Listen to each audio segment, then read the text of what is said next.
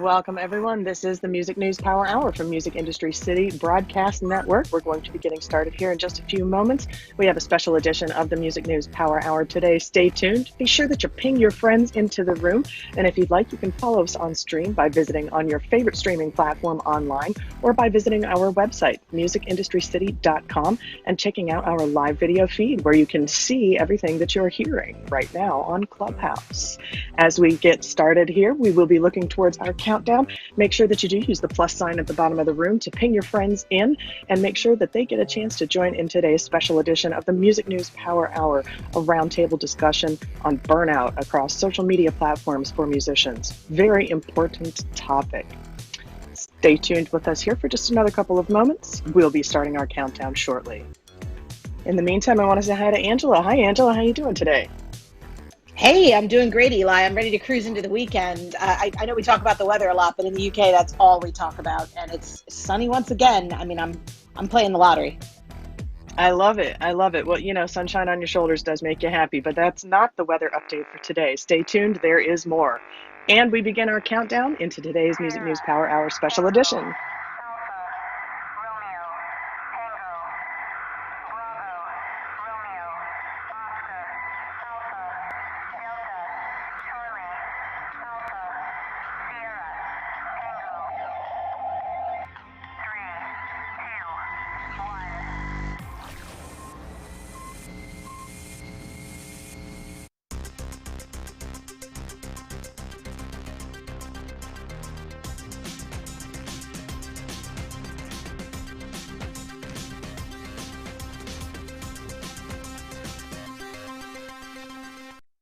Hey, and welcome to the Music News Power Hour here on the Music in the City Broadcast Network. I'm Peter Schwing, and please join me in welcoming my co-hosts Eli Window and our UK correspondent Angela Randall.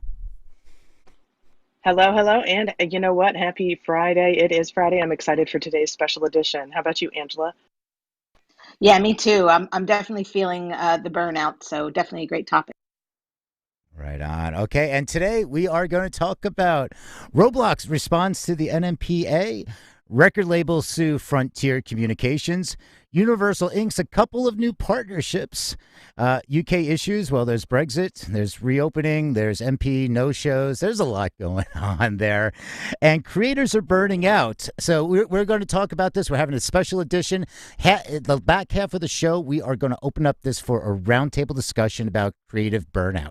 So if you want to join that conversation, when we get up to the topics, because I have some articles to lead it in. It's a great article in the New York Times, which is in our show notes, and you can go to musicindustrycity.com, click on the graphic that says show notes to access these headlines. And so we're going to encourage people, if you want to join that. When we get to that, you can raise your hand and join the stage.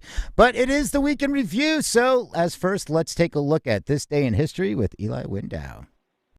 All right, let's go ahead and get started. On this day in history, 2016, Christina Grimmie, singer who had competed on the U.S. TV program The Voice, died of her wounds after being shot in Florida. A man opened fire on her when she was signing autographs after a concert in Orlando. The assailant, who was tackled by Ms. Grimmie's brother, then shot and killed himself. The 22-year-old singer died in a local hospital in memory. Birthdays today, born this date. In 1949, Frank Beard, American drummer with ZZ Top. Born on this date, 1952, Donnie Van Zant, American rock vocalist, guitarist, best known as having been a member of 38 Special.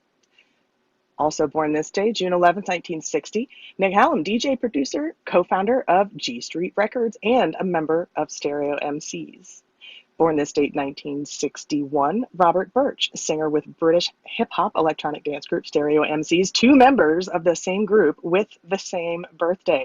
Again, I wonder if maybe that's how the group got together. When's your birthday? Really? Me too. Let's start a band. I don't know. Born this day, also 1969, Stephen Drozd, American musician. He's a multi-instrumentalist and songwriter for the Flaming Lips and Electric Worms. Moving on this day in history, 1977, Joe Strummer and Topper Headon were detained overnight in prison in Newcastle upon Tyne, having failed to appear at Morpeth Magistrates on the 21st of May. Both the Clash members were to answer to a charge relating to the theft of a Holiday Inn pillowcase. Yes, they were both fined £100 or about 170 US dollars. Interesting to note that the day before, Joe Strummer and Mickey Heaton from The Clash were each fined £5 or about $8.50 US by a London court for spray painting The Clash on a wall. Talk about painting the town red and swiping a pillowcase. On this date, 2003, Adam Ant was arrested after going berserk and stripping off in a London cafe. The former 1980s pop star had thrown stones at neighbors' homes, smashing windows before going to the nearby cafe to act out. On this date, June 11th, 2004, Courtney Love surrendered to U.S. police after allegedly assaulting a woman at the home of her former manager and ex-boyfriend. Ms. Love was charged with assault with a deadly weapon, and she was later released on bail. And on this date, June 11th, 2015, the Kinks frontman and principal songwriter Ray Davies was awarded with a London Legend Award at a ceremony held at the Camden Roundhouse. Davies said, "I accept this on behalf of all the young writers coming through, all the young people embarking on careers, and as a symbol of the future." What a great way to accept an award. And that's it for this day in history. Back over to you, Peter. Right. I like that as the last one. It was like, this is for all the songwriters. This is great. So we had done a good note. I like that. And this is, and let's get over to it. So this is where we comb the internet for music industry news that we believe should be discussed. We'll start the readings in just a moment, but first I'd also like to thank everyone who is viewing the show in AltSpace VR and on our video feeds. Well, I got to look at, I'm on camera one. Okay. Hey there, camera one. How you doing, everybody? To set the stage for the roundtable of conversation, we begin by reading key sections of media pieces. If you'd like to provide commentary on one of today's topics, simply raise your hand during that reading. For today, we have a special roundtable, and what we do for that is when we get to these the articles, it's halfway through. It's going to be about creator burnout. If you want to join that conversation, please wait until then to raise your hand, and then we'll bring you on up.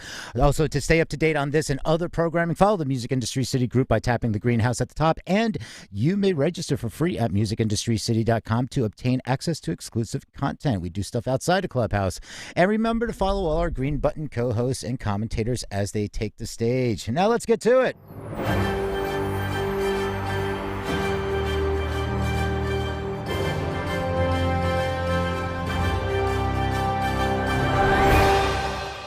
Right. And this first article is from Billboard.com, and you can keep up with all of the headlines discussed in today's episode and throughout the week by going to musicindustrycity.com and clicking on the show notes graphic. That's once again musicindustrycity.com. Click on the show notes graphics, and you can see all the headlines. And with that being said, let's start off with Roblox hits back at NMPA lawsuit, vowing to defend itself vigorously. So yesterday, there's a big announcement about NMPA was going after Roblox for over $200 million. Let's get an update here. So the article starts off, NMPA's David Israelite counters that Roblox reply, quote, is like a bank robber caught in the act telling the bank it fundamentally misunderstands money. Roblox has fired back at the National Music Publishers Association, vowing to defend Roblox vigorously against a $200 million copyright infringement lawsuit the NMPA filed against the gaming platform yesterday. In its lawsuit filed on behalf of a group of leading publishers, the NMPA argues that Roblox has committed copyright infringement, quote, on a massive scale by hosting a library of unlicensed songs uploaded by users to incorporate into games. In a statement published early Thursday, representatives for Roblox wrote that the company is committed to protecting intellectual property rights and was, quote, surprised and disappointed by the lawsuit, which they say represents a fundamental misunderstanding of how the Roblox platform operates. Quote, as a platform powered by a community of creators, we are passionate about protecting intellectual property rights from independent artists and songwriters to music labels and publishers, and require all Roblox community members to abide by our community rules. The statement continues, we do not tolerate copyright infringement, which is why we use industry-leading advanced filtering technology to detect and prohibit unauthorized recordings. The statement also referenced Roblox's process of responding to copyright infringement takedown requests in a process outlined by the DMCA. However, similar to arguments the NMPA has made against the emerging platforms like TikTok and Trill in the past, the organization argues that Roblox is merely using the DMCA, which shields content hosting platforms from liability for users' copyright violations, as an excuse to avoid paying for music license. This goes in much deeper, but there's a couple of things here. The lawsuit arrives at the same time Roblox has recently begun partnering with the music industry to host in-game virtual music performances. Notably, while Universal Music Group is among the plaintiffs in the NMPA lawsuit, absent from the list is Warner Music Group, which has worked with Roblox to put on concerts for artists, and Sony Music Entertainment, which has worked with Roblox for other performances. And there's a lot of partnerships happening there and some investments. And it goes on, we are committed to continuing to partner with the music industry to unlock new creative and commercial opportunities for artists and songwriters through virtual merchandise, exclusive virtual concerts, launch parties, and more, the statement concludes. All right, so this is really interesting. We're going to start seeing a lot of this. You can read also the full statement by Roblox on this page. This is something that we knew was coming at some point because with all the VR, AR, XR, all the all the R's and everything else, the parties that are going on inside, how are they going to police this? DJs live streaming. I mean, we see what's going on with Twitch, and the RIA kicked that off last year, and now the publishers are getting involved, going after this. So I guess we can go with watch this space. And while we're talking about lawsuits, this one is from Torrent Freak. Record labels sue Frontier for failing to terminate persistent pirates. 15 major recording labels, including Universal, Sony, and Warner, have sued U.S. ISP Frontier Communications for failing to suspend the accounts of customers who allegedly downloaded and shared pirated music. The companies described Frontier as a safe haven for pirates and one that generates revenue from repeat infringers. Over the past several years, there has been a drive to hold U.S.-based ISPs liable for copyright infringements carried out by their customers. Major recording labels have been at the heart of the action, suing Cox Communications, Charter Communications, and RCN for failing to suspend the accounts of customers who pirated music, even though the ISPs have been sent multiple DMCA notices indicating that infringement was taking place. These lawsuits are a serious business. In Cox Communications' case, the jury ordered the ISP to pay $1 billion in damages, and Cox is now fighting that decision, warning that if it loses, the internet will never be the same. So it goes on a lot more in detail, and they say, Frontier had the ability and obligation to prevent infringement. So citing Frontier's acceptable use policy, the labels say that Frontier had the power to suspend or terminate a subscriber's internet access for a variety of reasons, including for, quote, transmitting or receiving copyright infringing material. The AUP also addresses the issue of repeat infringement, noting that this provides grounds for termination of service. Quote, despite these alleged policies and despite receiving thousands of DMCA notices from plaintiffs' representatives and thousands of similar notices from other copyright owners, Frontier knowingly permitted specifically identified repeat infringers to continue to use its network to infringe, the complaint also adds. It goes on a lot deeper and goes into some very legal jargon also as well, and you can also read the entire label's complaint. They have a link to the PDF. And so I encourage you to, if you're interested in following along with this, to take a look. Okay. All right, let's talk about Amazon. And they have launched a DJ mode. And this is from Platform Stream Medium. This looks like fun. And Angela, I think, we might, it's like, is this going to be our station head conversation? It's a little different, but Amazon Music announces DJ Mode, a brand new on-demand listening experience that combines the personalization, control, and breadth of catalog of streaming with the vibrancy and personality of DJ-hosted radio, all in one destination. Listeners in the U.S. can opt in today to check out new DJ-hosted stations across hip-hop, country, and pop, revolutionize how listeners experience music. And with DJ Mode, we're combining the best of streaming and traditional radio.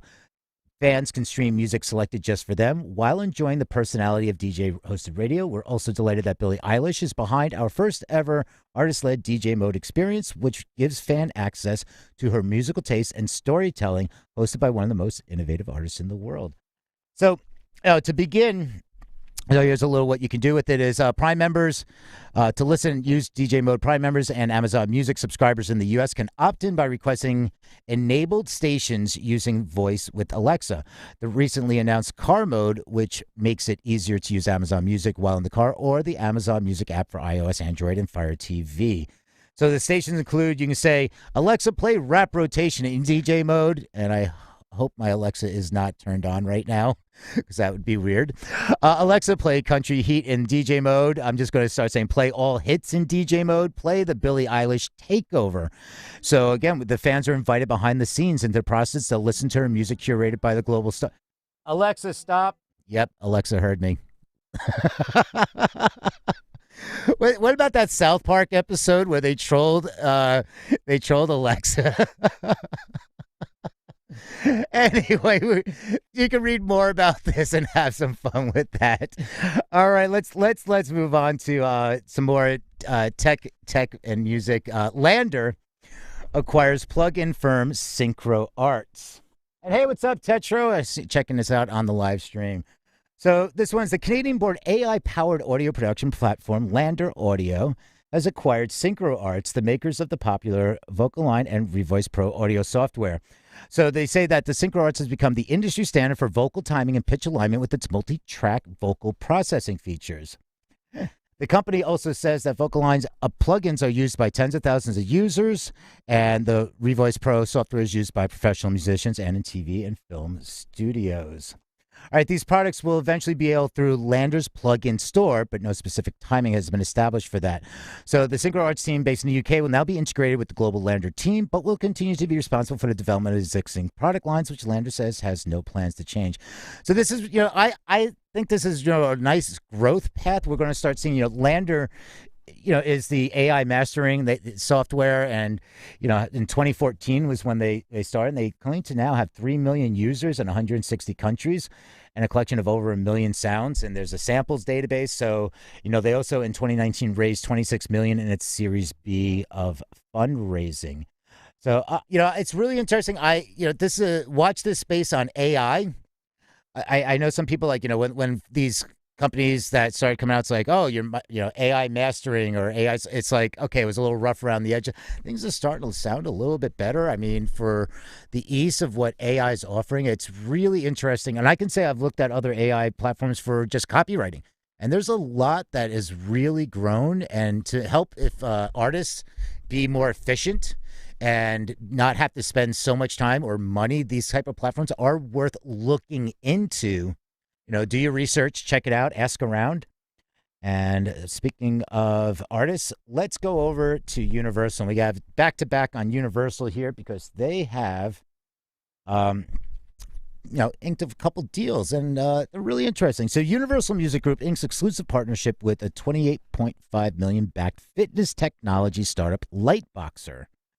And this article, this from Music Business Worldwide, starts off the virtual health and fitness business soared during the pandemic, with wellness apps installs reaching 1.2 billion in 2020 alone.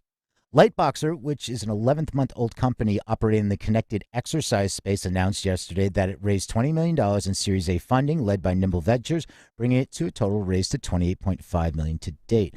Now, the company, which offers a workout experience that merges boxing and gaming through beat-based music programming, has announced that it has struck an exclusive partnership with Universal Music Group. So their patented rhythm technology combines music, punches, LED lights, and force sensors into what it says is a, quote, full sensory immersive fitness experience. Additionally, with its punch track features, Lightboxer claims to be the only fitness platform where users can punch to the beats of the music of their choice, becoming a self-curated personal workout program. The partnership will see Universal serve as the exclusive music partner for Lightboxer. The Lightboxer takes the songs and creates a punch track that uses the music along with Lightboxer's 250 plus LED lights, 6 targets, and associated force sensors to create a beat-based workout. So this is really fun. If you want to get your exercise, we've seen what's going on with Peloton, and it's like, we talked about, there was an article a little over a month ago talking about like Peloton instructors or fitness instructors almost being like the new DJ, and it's almost like, oh, can I get my music on your fitness instruction playlist? So, but also like if anybody also in like has the Oculus, there, there's Fit XR. I mean, Beat Saber is a great game. You have you can be your lightsabers and you're like slicing the boxes to the beat, and they have a lot of music artist game packs, music packs, and you can customize the game packs, and it's a lot of fun. You get to listen to if you're a BTS fan, I know BTS has a lot of those packs. So if you're into BTS, you can lightsaber to BTS, or Fit XR is great. These are fun that you can, punch things to the beat. And, I like it. It's a lot of fun. Anybody else on Fit XR wanting to do a head to head, hit me up. We're going to continue with Universal, and this is a different type of partnership. This is Universal Music Group and DHL Express. Yes, shipping. DHL Express launched DHL Fast Track program featuring Zoe Weiss. And so supporting the creative journey of new and emerging talents is at the core of what we do at Universal Music Group. So they have announced this collaborative partnership, and it's a music program that highlights emerging artists by putting them on a global platform. The program has kicked off with Hamburg, Germany hailing musician Zoe Weiss. The performance marks the singer and songwriter's first headlining show with a full band. Says, thanks to DHL Fast Track for helping me put on my first ever headline concert. She shared in a statement, it feels to be special to do a global show in front of my hometown of Hamburg. The singer set includes songs from her debut EP. So it goes on. This is really interesting how they're doing, like, really supporting. I'm all for this, supporting, artists, upcoming artists. And, there's a lot of quotes in here, the press, the like music DHL concerts, connects people from all across the country, the world every day. So they're also involved. Abbey Roads as well as Capitol Studios are partnering with Universal and DHL for the Fast Track program to bring the creative process to the featured artists to light. So they're next to highlight the United States later in 2021 before shifting spotlight towards Asia in 2022, highlighting talent from all backgrounds along the way. So I like this.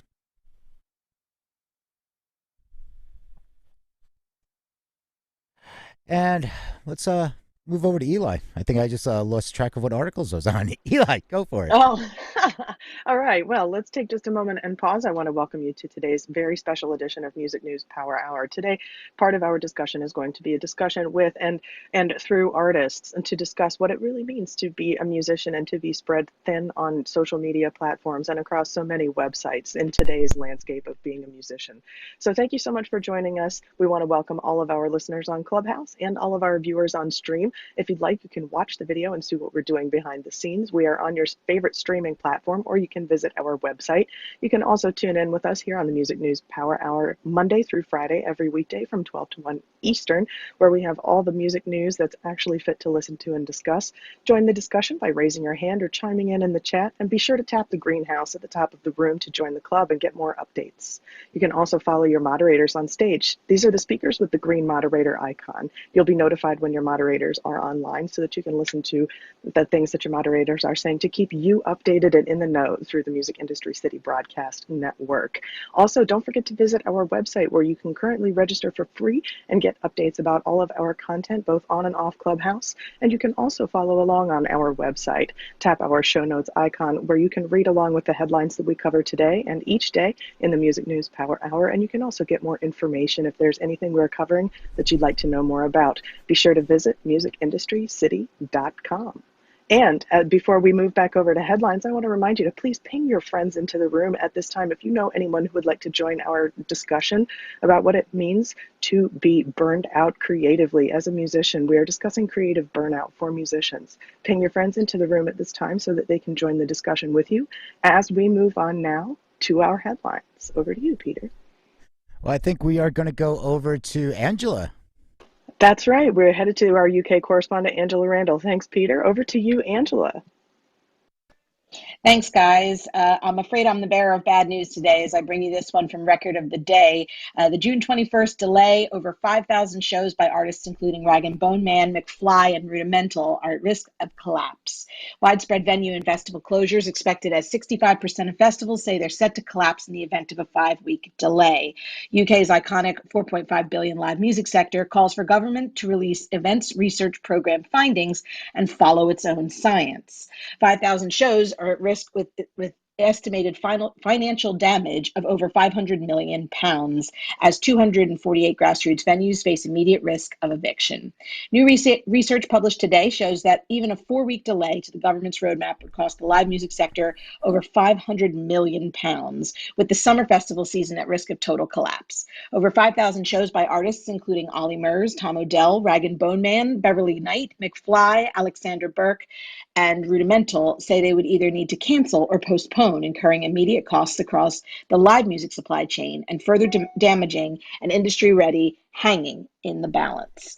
The rumored move comes despite the fact that the government's own evidence large-scale events can happen safely with the right precautions in place. The government's events research program findings have been widely reported as showing that with screening, improved ventilation, and other mitigating factors, mass events can be as safe as a trip to the supermarket. The live music sector is now calling for government to publish this data in full so that they're able to follow their own science and allow the live events sector to adapt to, quote, a new normal, where they're able to deploy precautions to allow events to take place safely as the threat of COVID reduces. There's a few quotes here from key players, but there's two bits I wanted to highlight. Greg Parmley, CEO of Live, said, by its own evidence, from the events research program, as we saw at both the Brits and in Liverpool, large-scale events can happen safely with the right precautions in place. The government must now follow its own science if it's to avoid the decline of the UK's world-leading live music industry, which absolutely cannot afford to miss out on another summer of cancelled events on pause. And lastly, the live music industry supports 210,000 full-time equivalent roles, as well as over 90,000 freelancers. A delay, while affecting hundreds of thousands of livelihoods, would have a ripple effect across the industry.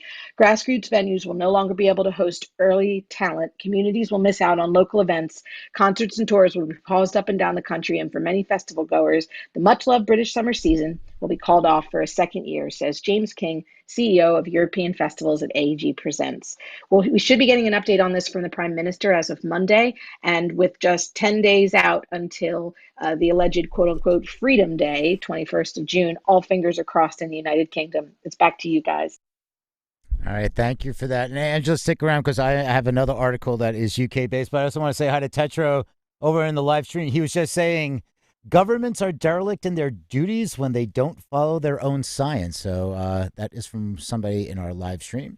So thank you. It's it's really interesting. I mean, this has been a challenge, and there's so much. We're going to talk more. I mean, there was so much about UK today, like Brexit MPs not showing up, with European touring not showing up to talk about anything. Angela, we're going to talk about that next week. But I want to talk about something that is good, that is helpful and beneficial. And this is also from Record of the Day. And this is the Attitude is Everything publishes a 10-point live music checklist to help ensure deaf, disabled, and neurodivergent fans are made welcome when full capacity events resume.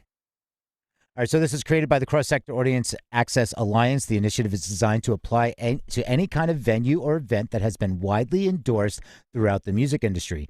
So it's the checklist is an initiative and a coalition of 13 disability and accessibility organization networks, all united in working to remove barriers for cross-sector audiences across the UK, and is being replicated across the cultural, entertainment, and sports sectors. Designed to apply to any venue or event, from football matches and outdoor festivals to heritage sites, music venues, tourist attractions, and theaters, it ensures the key understandings and policies required for reopening to be fully accessible for deaf, disabled, and neurodivergent people, many of whom are desperate to start attending shows again. So a couple of the points here that they start talking about is the full accessible reopening checklist runs as the follow. Any venue or event reopening to the public should be able to say yes to these things. We agree that every person has the right to assess their own level of risk. People can find facts on our website about accessibility and COVID safety to make informed decisions. If we have tickets on sale, deaf, disabled, and neurodivergent people can arrange the access they need. No one is advised against visiting our event or venue. No one would be challenged about their risk status at our entrance due to perceived vulnerability. Attendees are not expected to bring a doctor's note if unable to wear a mask. Our COVID safety measures are accessible for everyone. Our street furniture does not obstruct accessible parking or access routes for attendees or pedestrians. pedestrians. Our staff have been trained in disability awareness and understanding of our access provision and COVID safety measures. And finally, we're committed to listening to deaf, disabled, and neurodivergent people and engaging with any new audiences gained online during lockdown. And you can find out more. There are more links in this article. So they have more on the venue reopenings and accessible employment, and also additional reopening good practice resources from the Audience Alliance members. So that's all in the article, which you can find the links in the show notes. This is excellent news. My father-in-law has been in a wheelchair for over 55 years, and it would mean the world to him to be able to see some live music and have an accessibility plan in mind to update things. So this is terrific. Yeah, this is great. All right. I just want to kick back over to Eli just for 1 second, just to check in before we move on to our roundtable. Okay, before we move into our roundtable, we do just want to take a moment and remind you that you can ping your friends in so that your friends can join our roundtable on creative burnout. And once again, we are the Music News Power Hour here each and every weekday from 12 to 1 Eastern. Before we move into our roundtable, we do want to take a quick look at today's weather. It looks like the textile industry is contributing to the incoming summer weather this weekend by weaving the sunshine right out of the falling rain. And that's your weather update. Right on. Thanks for that, Eli. So I have two articles that I'm going to brief about, and the articles is one's mindfulness, healthy boundaries, and Susie Green is launching a Turing resilience workshops, and also then we have an article from the New York Times. This is the article from the Times is what inspired me to bring this to a tabletop discussion, and it's young creators are burning out and breaking down, and that is in the show notes. You can link to that article if you want to read long. It is long. I'm just going to cover some of the highlights of it. It talks a lot about TikTok and the creators and YouTubers, musicians and creators. This applies to everybody that is a creator, that's an artist, that is out there doing all, just being out there every day trying to do more or like succeed more. So, and it's business. It relates to everybody. So if there's something this is something that you feel you'd like to discuss, once I start reading the articles, feel free to raise your hand and we will go over to the roundtable discussion. But first, Eli's been pointing at me earlier because I have my coffee mug here. Yesterday I didn't have I was like, oh, merch. And then I was like, oh, I don't even have my Music Industry City coffee mug. So Eli, for you and everybody else on the live stream, I wore my Music Industry City hat and coffee mug. So I'm like super branded right now. I love it. I love it. Right on. All right. So this one is from Polestar. And just its announcement that veteran tour manager Susie Green, founder of the Back Lounge, has commissioned a series of resilience workshops for the live music industry as the touring sector begins its transition back into demands of event production. The 3 free sessions will cover mindfulness for touring with Craig Alley, healthy boundaries with Laura Ferguson, and sleep and jet lag with Matt Kansi. The workshops will explore a range of topics from coping strategies with dealing with heated moments in high pressure situations, how to naturally wind down at the end of an intense day, rate negotiation, managing workload and effective communication, maximizing the quality of your sleep, and techniques to combat jet lag and shift work. So she talks about the challenges of returning back to life on the road, which is exciting as it is exhausting for freelance crews that's been out of work for over a year.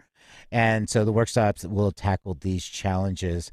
And these were made possible by the UK's government's Culture Recovery Fund. So it's good to see, this is important. And we also have resources that talk about mental health awareness. We had Mental Health Awareness Month. So these are in our show notes. There are resources there that deal with mental health issues. And let's move over to the Times article. So in the New York Times, the title is Young Creators Are Burning Out and Breaking Down.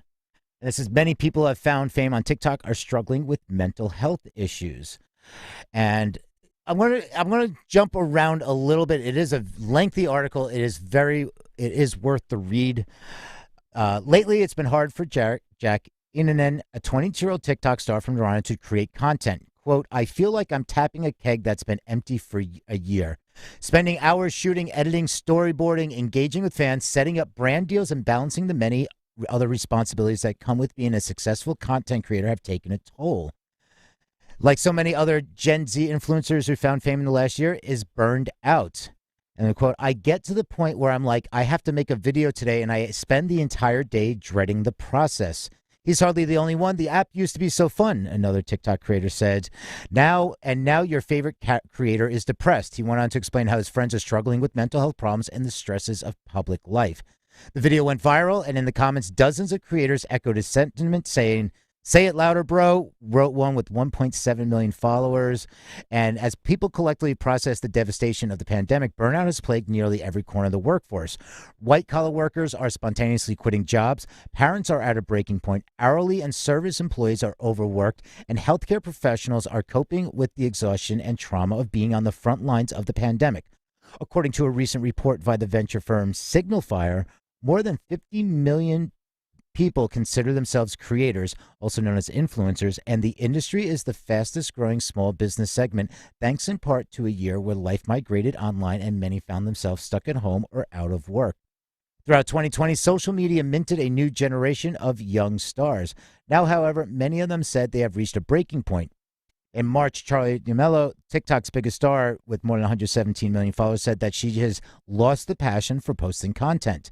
And another is that saying that with 10 million followers announced they're stepping away from the platform. They're saying a lot of older TikTokers don't post as much, and a lot of younger TikTokers have ducked off. And they just stopped doing content. When creators do try to speak out on being bullied or burned out or not being treated as human, the comments all say, "You're an influencer. Get over it."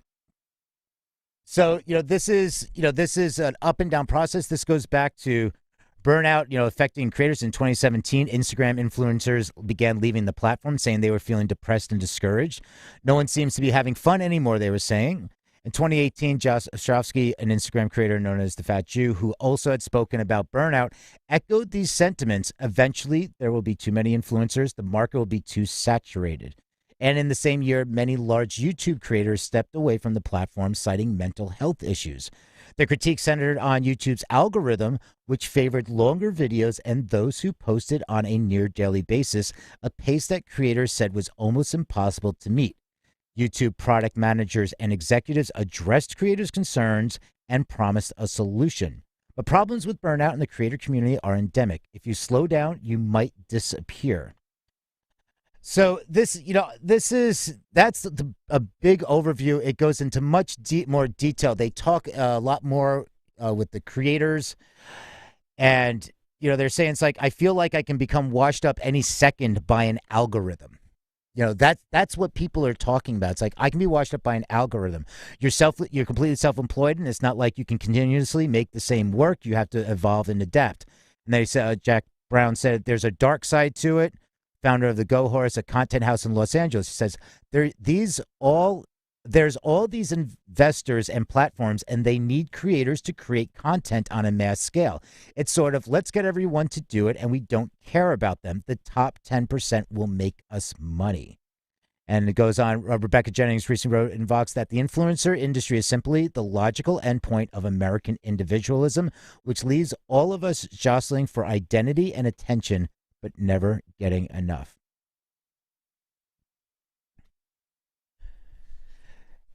I'd like to invite people up, if you have comments, anything that your experience, you want to talk about this, if you are a content creator, artist, musician, anything that this affects you, please, welcome, come on up to the stage. I'd like to bring this back over to Angela and Eli for initial thoughts, and then to have our fellow commentators that just joined the stage chime in. I just wanted to say that I understand in the headlines there have recently been several headlines about a tennis player who opted out of doing post-game interviews during a large tennis tournament due to that being a very stressful thing for someone to go through. It's a taxing thing, and this particular female player said that she preferred, I believe, not to participate in the interviews for the sake of her mental health. And basically, if I remember the boil down of those headlines correctly, it sounded like she was simply burnt out on the influencer culture. And if I recall correctly, some of the headlines said that initially there was backlash, even from some folks in the athletic community, saying that the media is what brings attention to the sport. The media is what makes celebrities even richer. The media is what makes celebrities even more famous, and perhaps the media is owed one's attention if one is a celebrity. Those were kind of the initial comments, if I remember correctly. But very quickly, those comments were deleted and changed by some posters to be more supportive, because I would like to think that we're moving into a culture where we can recognize that burnout is a very real phenomenon, is taxing on health.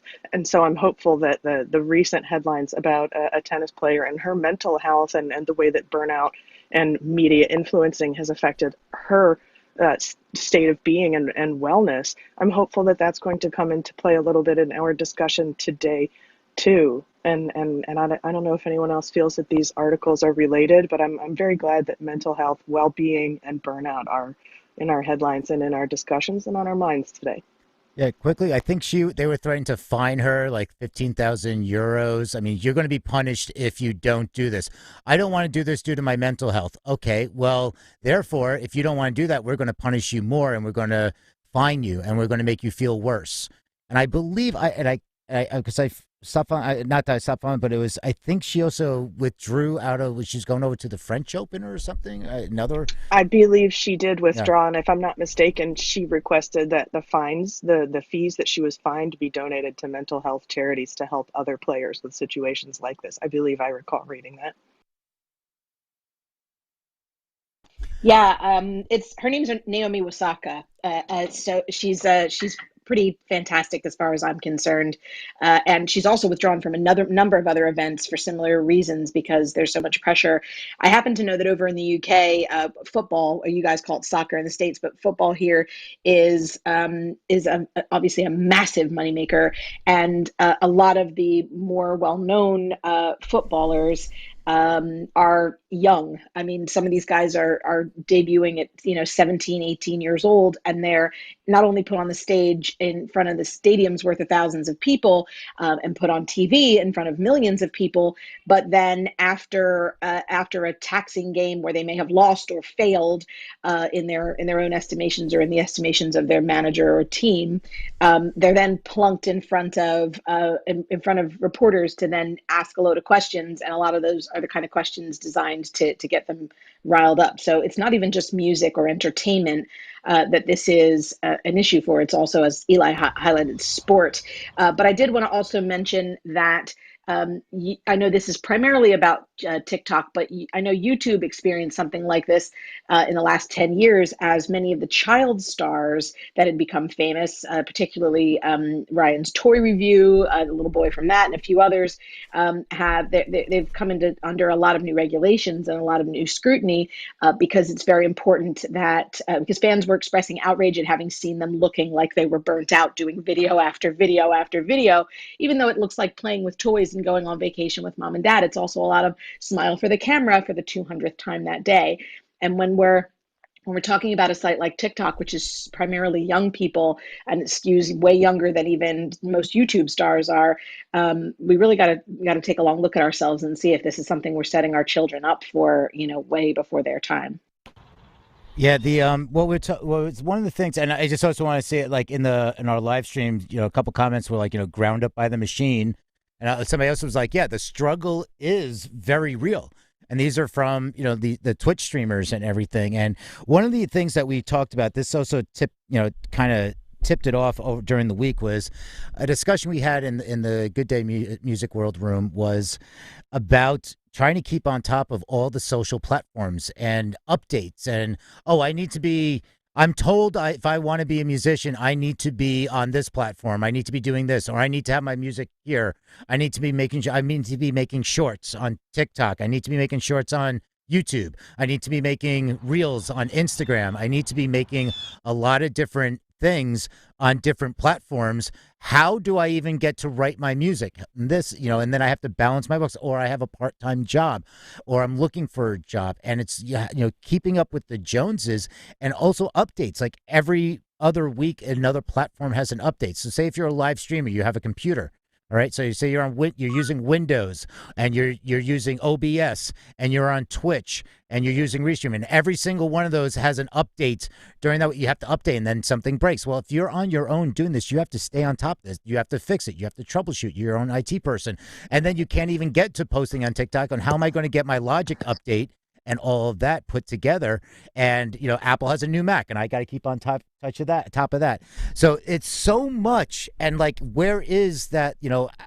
It's just content, content, content. And since this is talk about TikTok, I mean, it relates to every creator. Okay, even though the article focused on TikTok and it references YouTube, it's creators. Okay, and Frank, I want to throw it over to you just really quick, because I know you deal a lot with influencers in this space. Is there anything that you can comment on that you're seeing, or like even like in contracts and regulations? Are there anything that are being put together that to help? Or if there is, like, hey, can I take a vacation? This isn't like I go to my boss and say, in my contract, oh, I have a 2 weeks paid vacation. I have to make content every day, or the algorithm is not going to like me, and I get cycled out by a line of computer code. Well, Peter, thank you for inviting me up here, and I want to welcome everyone to my 15-hour discussion on this topic. We're going to get through this hour, and we'll take a few breaks and keep going. But no. There are quite a few nuances that I want to cover at the moment. So first of all, influencer marketing, social media. To kind of give people a background, I'm general counsel and head of business affairs here at CEG, and our focus as of late has been with social media and influencer marketing, but we were traditionally a live booking and pop culture talent agency. So yeah, I guess the first nuance to realize is that unlike, the Hollywood studio system, and unlike, maybe the music industry with labels, there really isn't a top-down gatekeeper. The barriers to entry are extremely low, and what we are seeing here with regard to mental health, and what we're seeing with regard to a lot of different facets of influencer and content creator, and I'll go into that distinction in a minute. But what we're seeing here is that all the natural barriers are coming out of the woodwork. Many people should not be influencers, whether it's because they wouldn't survive a morality clause in a contract, that they have a checkered past that would not survive for a brand endorsement, or they have the phone, but they don't have the energy to do it, and so to kind of get into the nuance of what a content creator is, as it's relevant to musicians and artists on here versus an influencer, I tend to use the movie star versus actor distinction, which is not a very good one, but it's something similar, where a movie star kind of puts themselves out as they sell tickets for who they are, not for exactly their craft. Whereas, an actor, has a craft, and it could sometimes not be very well known, but you see them everywhere. So a content creator is someone who creates content for the sake of the content. An influencer is more like a person who will affiliate themselves for the sake of a brand, which is pretty much a lot of what I do on my day-to-day, which is connect the brands and the influencers. And their job is to really sell the authenticity of, I take on this brand because I'm legally obligated to be honest about how I convey the value and how I can connect with this brand, and so that's really the bread and butter around here, and so it's that lends itself to being all over the place, and I think.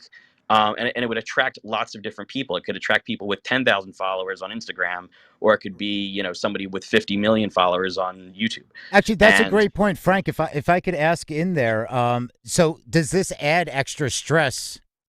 I mean, when you're now dealing as an influencer, you have the brand, so you have to continually make your content. Now you have the brand on top of that, and yeah, but a lot of these influencers are also at the point where they have the teams. I mean, when you're dealing with brands, they have teams. They have people cutting the video for them. They have people helping with the graphics. They're not doing it all. So I mean, yes, there is burnout. There's burnout in everything. right But like, we're trying now. to, is there something like, talking about like you can't take a vacation because you are constantly on?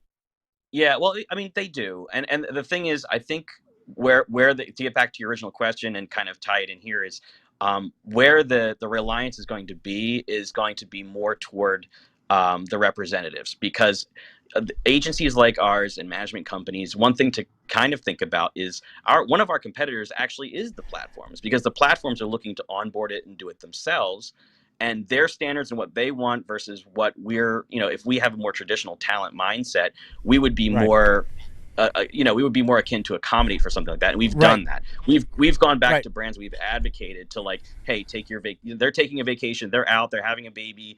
They're going through something. They got into a car accident the other day. We can do that. Whereas I don't think the platforms are as forgiving, or I haven't seen that. It's not something that I'm privy to, but I know that we're committed to that. Right on. All right, Frank, thank you for that. We're going to get back to more on Cool. that. Jamie, what are your thoughts? Well, I had one thought. I mean, we were having this discussion towards the music industry last night in the industry entryway with Shelby, and a lot of the young kids coming out of university having a lot of the mental stress of COVID on top of coming into an industry and starting off. And the hard part is for the influencers, a lot of them are starting off, they don't have a team. I understand that. We have burnout in every industry. I mean, as far back as, a graphic designer having to churn out page after page of graphic design for publishing every day, and that's their job. So I have a feeling that the biggest part we had, and we were discussing this last night, is the fact that the boomer generation was the generation that changed America from a we population to a me population. And with that, we pushed our children, me being one of those kids, we pushed kids to be bigger, stronger, better, faster. And by that I mean, it was, growing up, the boomers, you went to college, and if you were good in college football, then you might have gone to the NFL and gotten a contract. But you had already grown up. You were 21, 22 going into the industry. Now you have kids getting scouted when they're 16 in high school to get pulled to the NBA. Well, what about artists then? So and you look at artists are getting pulled. It used to be, okay, there's a Disney, we had Mickey Mouse Club, but those kids really were protected and sheltered, and they were few and far between. Now it seems like every day you've got a new 13-year-old girl who's hit with some song, or some boy who made it famous on something, and they're just not ready for it. I mean, we haven't let kids be kids. We haven't let them build the tools that they need to survive being an adult. And we're taking them and ripping them from being a 12-year-old kid to being a 30-year-old adult, and expecting them not to have a complete breakdown, which is a horrible thing for our society to think about. And when you think about it in those terms, it's really kind of a shame. I grew up with two working parents. I grew up with a strong mom who was a working mom.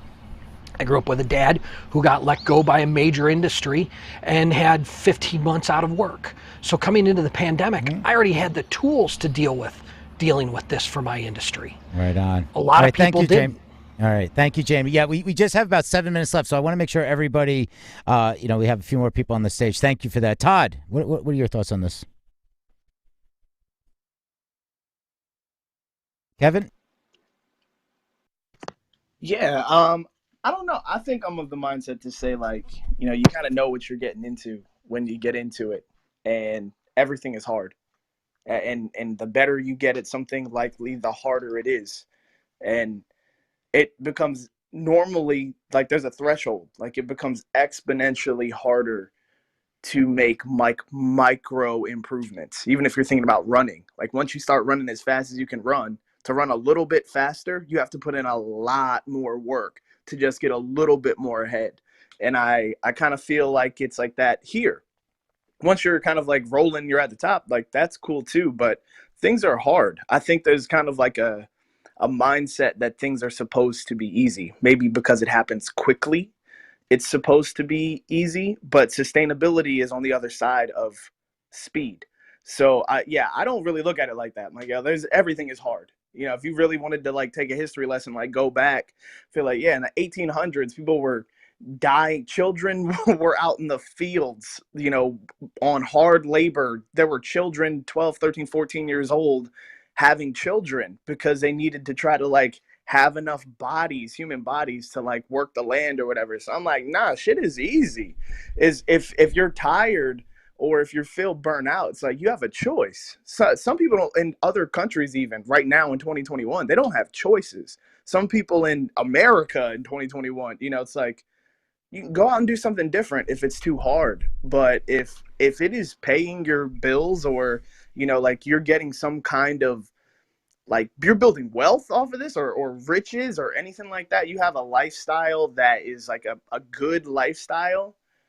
Yeah, that's just what comes along with it. That's just how I feel. All right. Thank you for I that. appreciate you say, yeah, I do appreciate you saying that, Kevin, because, you know, and there are so many different facets we can look at in this conversation. And I do just want to kind of put it into the perspective of even a content creator is not required to set themselves on fire to keep their viewers or their algorithms warm. You don't have to, as even as a creator, even as someone who wants to be successful, and even as someone who is investing in the future of your career, you're not necessarily required to drive yourself into a place of unwellness so that you can be successful on social media platforms. I do want to remind anybody who's listening to this that Kevin is absolutely right. You are in control of your own destiny, and it is important to work hard, and you can do this if success is important to you. But I want to also remind you that if spreading yourself too thin with certain tasks is not your thing as a musician, there is always the option to get a second part-time job, or to compose a score piece and sell that so that you have a little bit of extra capital, and hire someone to take care of the tasks that are going to be the most taxing on you. You are not required to set yourself on fire to keep your algorithms warm. You can absolutely hire someone who specializes in that to help you with that, to give yourself that mental break. That's an option as well. Even if you are dedicated and passionate about making these different platforms and these far outreaches a big part of your career, there are ways to do it, and definitely keep yourself healthy, because let's be real, you can't pour from an empty cup, right? That having been said, I do want to thank you so much, Kevin, for that comment, because a lot of what you were saying was really hitting home for me. I'm a huge go-getter, and I'm always ready to go. Let's go. But that having been said, I do want to check in with Wayne, because we're moving into our final few moments, and I want to make sure that we get everyone's final comments on this conversation about spreading yourself thin. What does burnout mean to musicians in today's landscape? Hi, guys. So this is a great discussion. And Peter, thanks so much, as always, for all these article reads. This is really amazing. So in talking about the updates, I think, you know, updates to social media platforms and things, one of the things that we, as, you know, blind and visually impaired artists and musicians have to worry about is when interfaces change. Not always, but sometimes things break. So if you're, you know, if you're trying to, you know, even something as simple as tagging somebody on Instagram, for instance, that doesn't always work. So my point in saying little things like this is to highlight the fact that when social media platforms update these interface designs and change things, that adds additional, you know, figuring things out into our workflow with something that you can just so easily look on the screen and just be able to see what happens. And even if our screen readers are reading the content to us, it doesn't mean that we can always click it if something has been coded incorrectly. So I think you know, a big takeaway here is that you know, when doing these social media updates, developers need to really be conscious of accessibility and really test that stuff before they roll out updates, because in addition, it's going to take us, even if it's accessible, it's going to take us longer to post things anyway. It's just hard fact. I mean, it's going to take us longer anyway. So that's going to add additional frustration, and that, you know, if you have to deal with accessibility issues on a daily basis for whatever platform you're using, that's going to ultimately hinder your joy in the creative process. So that's my message to anyone in the, you know, in this room or elsewhere who is doing this type of thing, managing or creating spaces for us to promote our work.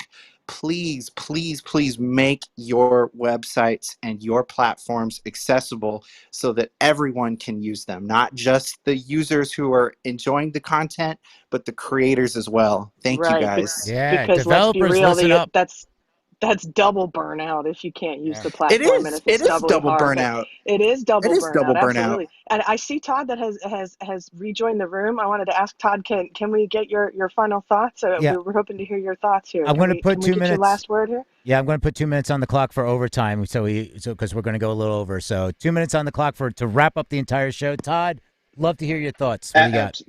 Thank you. No, I think mental health in the music industry, mental health in the online community, it cannot be stressed enough. Balance. I've got two kids. They over the pandemic started a little micro bakery and put some stuff on Instagram, and then before I knew it, a casting agency for the Disney Channel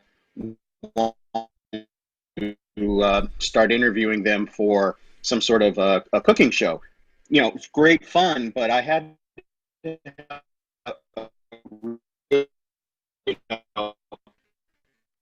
Oh, Todd, we just lost you there for a second. interesting conversation with my kids who are, younger. Todd, we're losing Todd's in you. the Matrix. Can you hear us? Todd's in the ether. Figure quite prominently. Todd, can you hear? Todd, we lost you for a second. Can you just give us a quick summary because we missed a lot there and we got to wrap up. So can you just give us a quick summary? Yeah. Sorry about that. Yeah. My quick summary is mental health must be considered elemental in the formula of working in this industry, whether it's music or video. Mental health, whether that's counseling, whether it's meditation, whether it's going to the beach and just unplugging for a while, it must be elemental to what we do in this industry and in any industry. Because at the end of the day, we're all human and we have those needs, and they've been ignored for years. So there's my quick spiel.